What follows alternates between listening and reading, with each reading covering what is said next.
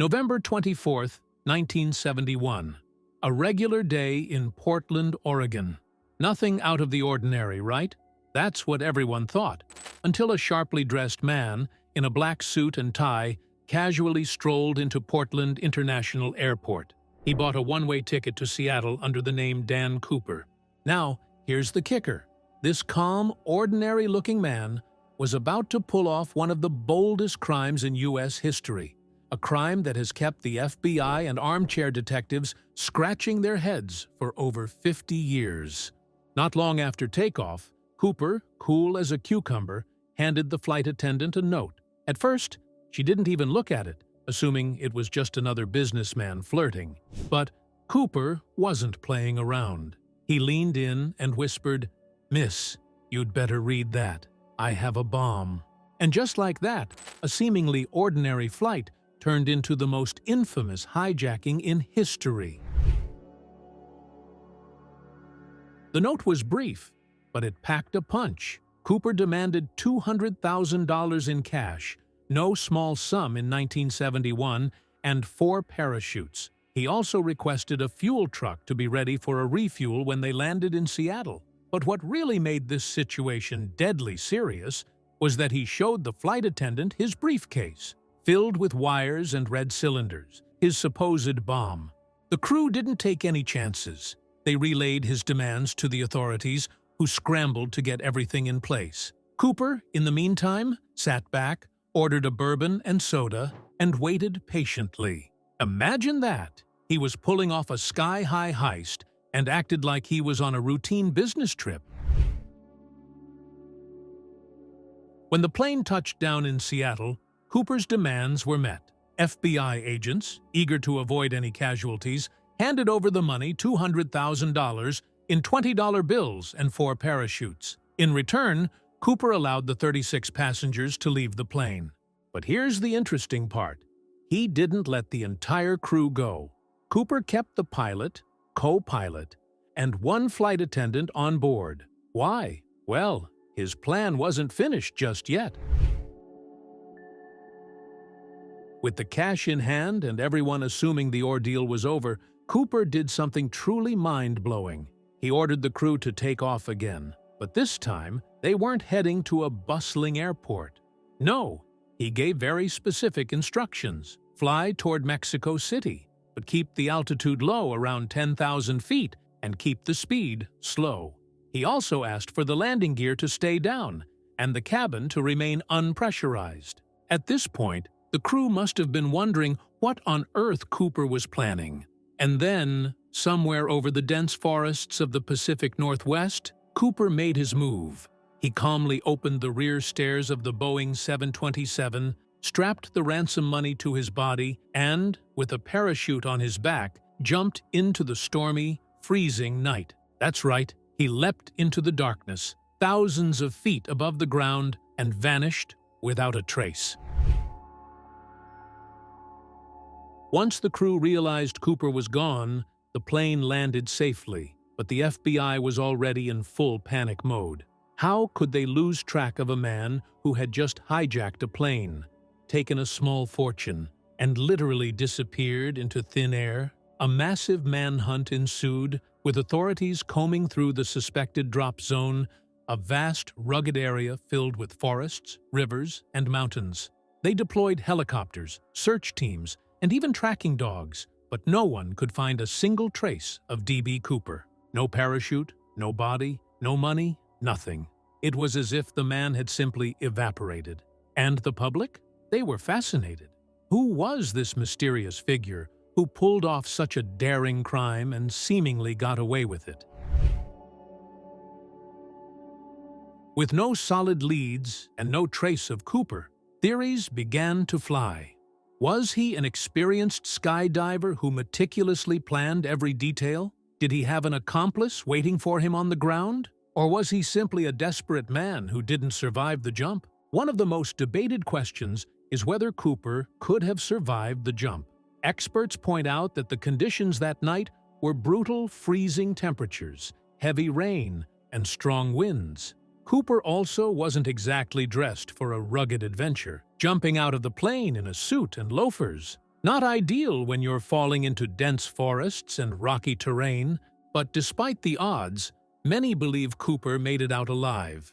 After all, he seemed to know a lot about planes, parachutes, and how to handle himself in a high-stress situation. And then there's the question of the money. Where did it all go?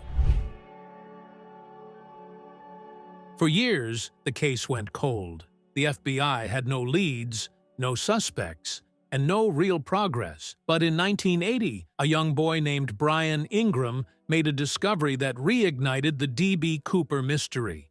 While vacationing with his family near the Columbia River, Ingram stumbled across several bundles of cash, half buried in the sand. The bills were waterlogged and decayed, but still recognizable.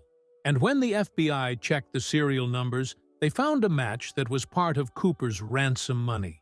The discovery was a huge break in the case, but it also raised more questions than it answered. How did the money end up in the Columbia River, almost 20 miles from the suspected drop zone?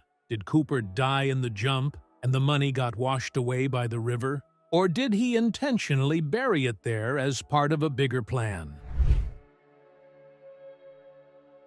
Over the years, numerous people have been suspected of being D.B. Cooper. Some of the most intriguing suspects include Richard Floyd McCoy.